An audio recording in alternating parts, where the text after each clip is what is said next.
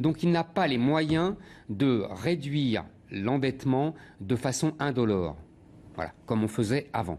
Donc il est dans le dur. Alors pour l'instant, il a augmenté les impôts, c'est le plus facile.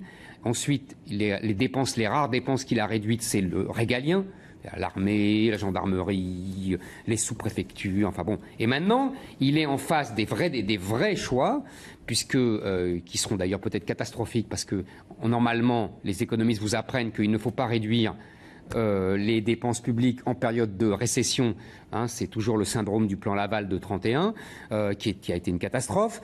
Donc là, on est condamné à faire ça, donc on sait qu'on va à la catastrophe, et on sait, deuxième catastrophe, c'est là que ça devient amusant, si j'ose dire, c'est qu'il va être obligé de sabrer dans le social et les collectivités locales, c'est-à-dire il se fait harakiri lui-même. Hollande, il incarne les collectivités locales, président du Conseil général, qui ont explosé leurs dépenses de façon démesurée depuis 20 ans. Merci la décentralisation et merci Defferre et Raffarin. Hein, tu vois, je suis honnête. Je te laisse finir. Voilà. Je n'irai pas jusque-là. Non, je ne vais pas souscrire à ça. Non, mais en tout cas, je mets dans le même sac. Non, oui, d'accord. Voilà, la gauche et la droite. Peut-être. Voilà. Et aussi le social, les allocations chômage, etc., etc. On l'attend. Mais je ne dis même pas, comprenez-moi bien, je ne dis même pas que ce soit bien. Je dis qu'il faut qu'il fasse des choix. Tout ça, c'est de la faute de l'euro. Ah non, j'ai pas dit que c'est de la faute de l'euro. C'est l'euro ou ça. C'est-à-dire, soit il veut sauver l'euro et il doit sacrifier ça, soit il sacrifie l'euro et il ne peut épargner, il peut mieux. Allez, Nicolas. Ça. Eric, excuse-moi, sur ce point-là, je vais en développer d'autres, mais sur ce point-là, je voudrais bien savoir alors pourquoi les Anglais font exactement la même chose alors que tu nous as dit les Anglais ils n'ont pas l'euro, vous voyez, ah oui, oui. Hop, ils viennent de filer un tour de vis pour des raisons idéologiques. Et c'est pour dire, et voilà, c'est là où je voulais en venir. Mais oui. Mais Krugman, l'histoire de l'euro. Mais Krugman te le dit.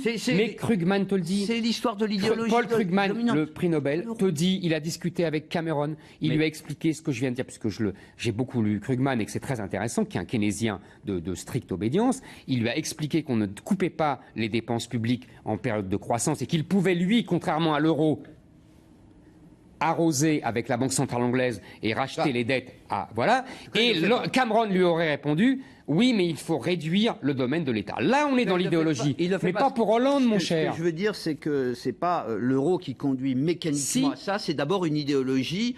C'est les deux. Des choix qui sont faits. Alors, je voudrais quand même dire un truc, moi. C'est que ce qui est terrible, c'est que au fond, ce gouvernement est pour partie tenu par des branquignoles, moi je trouve, qui nous angoissent. Ils sont anxiogènes. On avait le sentiment qu'enfin ils tenaient quelque chose avec les emplois aidés. Bon, Eric et quelques autres n'étaient pas d'accord, mais au moins sur le chômage, voilà, on allait tenir, ça allait s'améliorer au point qu'ils soupçonnaient qu'on n'y arrive pas. Et pof, à chaque fois, survient quelque chose qui était pourtant annoncé, on avait dit que ça se passerait mal. Elle dit non, on vous rassure, on est là pour vous dire que ça se passera pas comme ça, pas de déficit supplémentaire, on tient le truc. Ils tiennent que dalle. C'est ça qui participe de la crise. C'est marrant que tu ne veuilles pas comprendre quelque chose de simple en économie. On a... Attention. Mais oui. Je retourne en classe. Oui, retourne en classe. Oui, mais vous n'êtes pas bon professeur. Ouais. On a un problème de compétitivité. Mais nos entreprises ont un problème de compétitivité. Si. C'est l'idéologie. Mais bien sûr que si, mais pas du tout. Sors de ce corps. Mais pas du tout, puisqu'on exporte moins et qu'on importe plus. C'est qu'on a un problème de compétitivité. Arrête. Bon. Donc, qu'est-ce qui se passe? Soit on le règle comme on faisait avant par la dévaluation. C'est-à-dire qu'on rend nos produits moins chers et nos importations plus chères. Ça, c'est interdit l'euro. C'est ça que je dis. Soit on tranche par le chômage et la baisse des salaires. C'est bon, mais bien sûr, mais c'est évident, mais un enfant de 10 ans comprendrait ça. Je crois pas à la pensée unique qui vous dit il y a qu'une solution. Voyons. Il n'y a pas de choix. Voyons. Moi je te le dis, il y a le choix. Mais il y a le choix justement. Il y a deux solutions, mais il y en a une qui est interdite. Il y en a peut-être une troisième. Il y en a peut-être une troisième. Le monde n'est pas comme ça bipolaire. Voyons. Si. Allez, oui. Pardon? Vous alliez décoller. Hein. Ouais.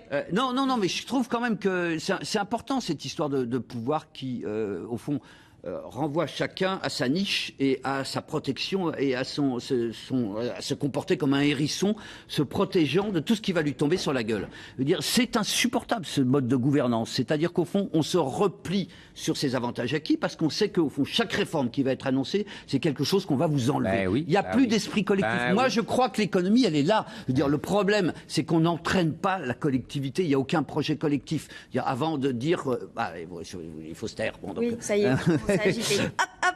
C'était il y a presque une semaine. L'UMP remportait une courte victoire sur le Front National aux législatives partielles de Villeneuve-sur-Lot. Le FN a perdu, mais avec le sourire dans l'ancienne circonscription de Jérôme Cahuzac. Écoutez ce qu'en disait le patron des députés socialistes sur iTélé, Bruno Leroux. Nous n'avons pas pris assez la mesure du danger sur Villeneuve-sur-Lot. Et donc à chaque fois qu'il y a danger de disparition de la gauche, il faut réaliser l'union la plus large. Alors, le PS avait promis d'en tirer les leçons de cette claque. On attend encore. On attend, on risque d'attendre longtemps. Hein. Oui, ils ont tourné la page, alors que je trouve que cette élection, après d'autres, après l'Oise, etc., elle était pleine d'enseignements, parmi lesquels un double rejet, un rejet du PS et rejet, pour moi aussi, de l'UMP. Parce que là-dessus, je trouve qu'un des chiffres... Arrête-toi là, c'est parfait. Un des chiffres les plus intéressants était d'ailleurs les 15% de vote blanc et nul. Vous vous rendez compte que des gens se sont levés pour aller voter blanc ou nul à une partielle. Je veux dire, le Front républicain, il est mort ? Je crois que le Front républicain n'avait pas de sens en l'occurrence. Ce qui est important, c'est l'esprit civique. Voilà. Moi, je pense qu'il s'est manifesté encore. Sinon, le Front national aurait gagné. Mais c'est vrai que le cordon sanitaire tel qu'il avait été dressé autrefois, il s'effiloche. Il en reste une trame forte. Il en reste une trame forte quand même. Moi, je pense que la preuve, c'est que le Front National n'arrive pas à passer de parti de protestation à parti de gouvernement. À 47%, c'est pas mal. Il progresse, je mets ça là-dessus. Et dans une terre de gauche. Et dans une terre de gauche, mais qui avait quand même un vote frontiste assez conséquent. On a plus d'influence que l'UMP, dit Marine Le Pen aujourd'hui. Est-ce que c'est vrai ? Non. L'UMP, on n'a pas beaucoup. Voilà, donc, non, voilà, le problème n'est pas là. Le problème, d'après moi, Bruno Leroux dit on n'a pas pris la mesure. Je comprends ce qu'il veut dire. Il s'était dit terre de gauche, traditionnelle. Il raisonne avec des modes électoraux traditionnels, des schémas classiques sur les 30-40 dernières années. Ils n'ont pas compris que, en fait, la géographie avait radicalement changé, et donc la sociologie, et donc la politique.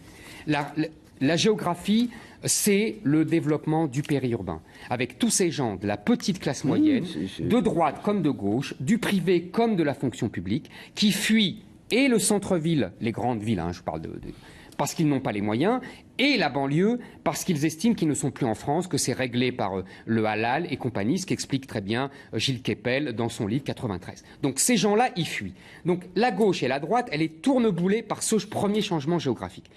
Et donc, comprenez bien, ces gens-là, comme ils ont l'expérience, ils sont chassés de grandes villes par la globalisation, par la conséquence de la mondialisation, qui est les grandes métropoles, qui deviennent que pour les riches.